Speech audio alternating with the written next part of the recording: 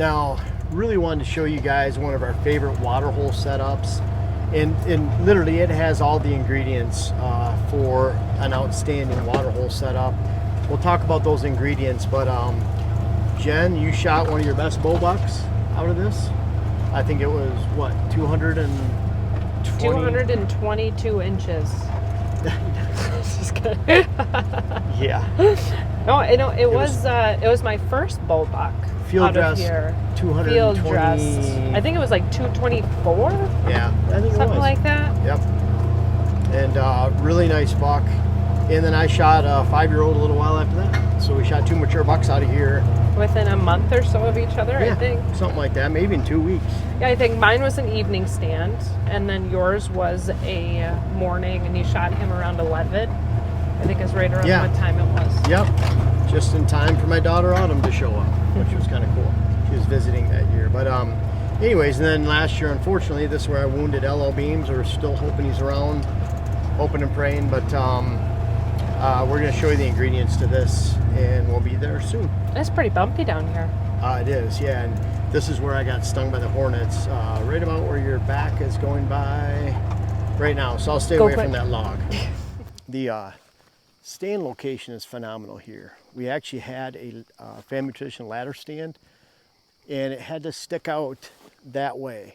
We have movement coming from right here, so when they were coming, it was looking right at you. And then it was a lot better to put a hang on, face that hang on to the branch, maybe even slightly to the right. And so now when deer are coming straight at us from down this road, we can look around, but we're hidden. And the really cool thing is Jen, you see that branch coming out right behind the tree up there? Yeah, I do. That one, that is where we'll stick the tethered platform so that who's ever filming can go up that ladder, step into the platform, and they'll be directly behind the tree. We're directly behind the tree in front of us, so the two of us can, because we've had a lot of filming. Dante's been down here, Dylan. Can't think of anyone else if we sat together. Have you and I ever sat together down here? I don't think we've sat together, but we can now, so which was kind of nice. If we want to sit together on a stand, someone can just throw a saddle on. And that's one of the nice things, too. We'll have all the platforms. Yeah, if you want to hunt together as couples, but not necessarily both carrying a weapon. So notice this in here, too, Jen. Oh, wow, yeah, look how much it's like a green little carpet. So after you were done, this was pretty damp soil down here. We haven't had any rain. We threw our green max traffic down, and that's what we do around all our Waterhole settings. We had to redo this Waterhole, and but you can already see grass coming up, and there's some clover. That's wild. Yeah, there's several different types of grass and then clover. It's not meant to be a food plot. It's meant to hold the soil, and especially where it goes downhill right here. And so what we had to do is we wanted to make this a little bit platform. What we do notice is if this is the area where it's going to erode and water's going to flush in here and fill it, then the deer are going to be on this flat and they'll drink all the way around this. And so you want to have about 3 sides they can drink out of, and you don't want that bank to be too high. In fact, this is one of the main trails right here where the deer actually move through here, is right here. So on this end, they're coming in and out a lot. So it really sets up beautiful. As far as movement wise, I think is it 26 yards, 25 yards, if that? I thought it was like 23. To the center of the water. Yeah. Yeah. What happened was this Waterhole was working out really well for whatever reason. And I've had dozens of Waterholes in different states. And on the property here, we have probably 14 of them, 13, somewhere around there. But for whatever reason, the squirrels start eating this. And I'm even noticing right now, Jen, did we have this before? You start to see where it's starting to get eaten out right here. Oh yeah, that's so new. I don't know why this is different here compared to every other Waterhole, but they're already they'd eaten it so much that the top 8 inches probably you couldn't fill. Yeah, the first 100 gallons you could not, or that last 100 gallons, however you want to look at it. Yeah. It's a 200-gallon Waterhole.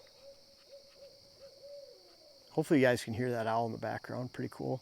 But this setup is perfect, and it's not a food plot. We actually have a food plot that is 100 yards that way. Really small micro plot. Now the neighbor has big food sources that way, 150 to 200 yards plus going that way. it's a really good thing because it puts us back in this sweet spot of an actual staging area where they're coming out of thick bedding, staging around here and moving off to food. Or in the morning, they're coming back through. So when we come in here in the morning, we're not coming in right on top of big food. We're not spooking them. We come here in the afternoon, they're bedding all that way. In fact, we've created bedding for at least 400 yards that way, 20 different cuttings, pockets, it's all around in here. So they're moving around in here during the day. This is an easy stop for them. We'll see them come down this road, hit the water, go back in. And so it's on that outside of bedding area and transition between bedding and food. And so that allows us to hit it morning or afternoon. When we come down to this water hole, and I'm telling you all this because a water hole shouldn't be on food because you're ruining an attraction. This is an all-day attraction. You have a camera right down here. We'll see deer hit this all hours of the day, especially end of October, November during the rut. Food plot's not the same. So this is an all-day attraction. When we're sitting here, steep ridge going up this way, goes about 200 feet in elevation. When we get winds coming out of the northwest, which is this angle coming right over the ridge in the morning, there's a big hollow that goes up here. We have not touched the timber here, big open mature timber that we drove down through initially. So when we're sitting on that stand in the morning, what you can expect, kind of imagine you're sitting here, the wind's coming from your shoulder, your left shoulder, up high, coming in this direction. It gets down in here, and because it's going to wrap uphill, it wraps back at the same angle and goes right up into that hollow, which is very steep. It's open hardwoods, and there's not a lot of deer movement or crossing or bedding or anything up there. So it's a perfect place to blow our wind in the morning. In the evening, what happens, kind of the same thing. You get those north winds, and they spill back into open timber that way. They don't even get into the deer movement down here. So we've had really good luck with northwesterly winds, which is that cold front wind, which is probably why we hunt down here a few times a year. And it's an awesome sit. And so all of that works for a great water hole, outside of bedding, in between bedding and food. Get into it afternoon or evening. We can get into this in the dark, wait for the thermals to start pulling uphill. If it's northwest winds, they spill into the open timber before daylight. So pretty good. And then 300-gallon tank.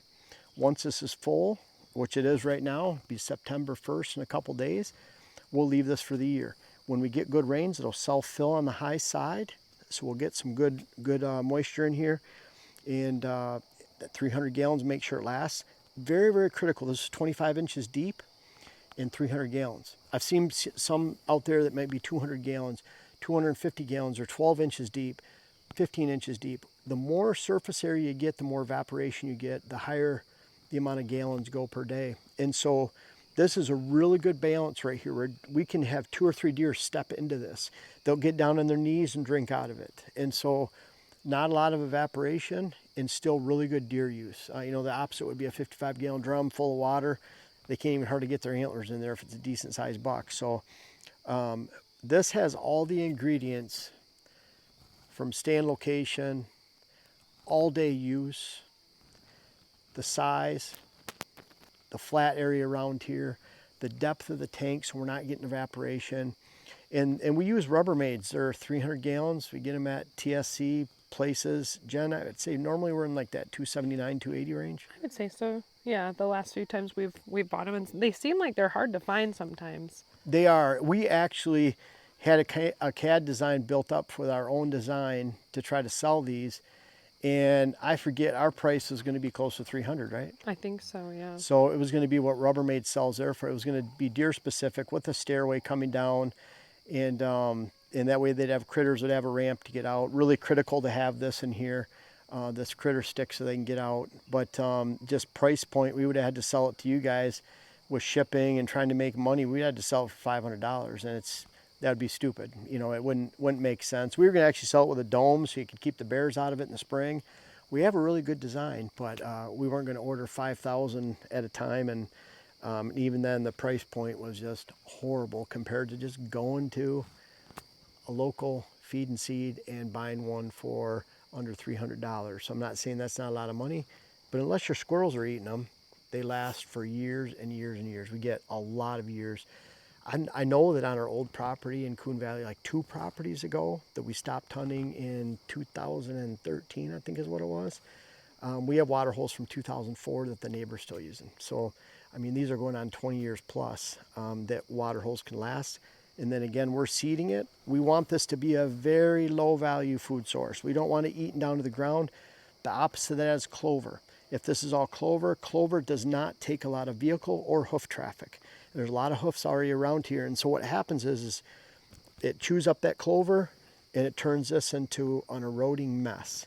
And it just washes the soil away. We don't want that. And so we want grasses, we want a little bit of clover, and that way you have a really thick amount of vegetation here. The old soil is always here. And what you find is they'll actually slow down and take 2 or 3 munches on the way through. That gives you great shot opportunity, which is really, really good. And another reason we like these tanks is that, as you can see, there's no mud. Mud propagates the EHD midge, and tanks do not. Unless we have mud in the bottom and that goes all the way down, which we never let it go to, then there's no reason for there to be EHD on this property. We don't have standing water. This is really hilly out here. And so unless we're giving it to them in ponds that are man-made, which we don't, then we're not going to have a problem. So this is one of our favorite spots. Jen, this will be one of those where, and again, you know, we're not having mature bucks in this location. We have them in one corner of our property right now. But we don't have them here right now. So we won't be hunting this till usually acorns are dropping pretty good late September. I was going to say beginning of October, probably. Yeah, those are usually our first sets. And we have some good sets, some nice 3-year-olds that have come in. I've passed up Lucky when he was a 5-year-old down here. Shorty, really nice 10, was another one passed up down here. So we've had some really good sets. And so it's going to be I don't know, we're going to shoot for it to see who sits there first. I mean, again, you want to do an arm. Ooh, thumb war. No, I am terrible at thumb wars. I don't know what it is. I cannot do that. You can I think never your win. thumbs are longer No, or they're something. not. Well, they're stronger. You're I just don't not know. good I don't at know it. what Ooh, it is. I'm stronger than you. Yeah, whatever. But we could shoot for it. That's fine. I beat you yesterday. I'll beat you again. That's fine. You're lying. It wasn't yesterday. 2 days ago? Oh, it was 2 days ago. Oh. But, and I did make you steak last night, but you didn't give me strawberries to feed you, so whatever. Aren't you going to say thanks for watching? Thanks for watching. That's another water hole wrap. Whoa, Karma.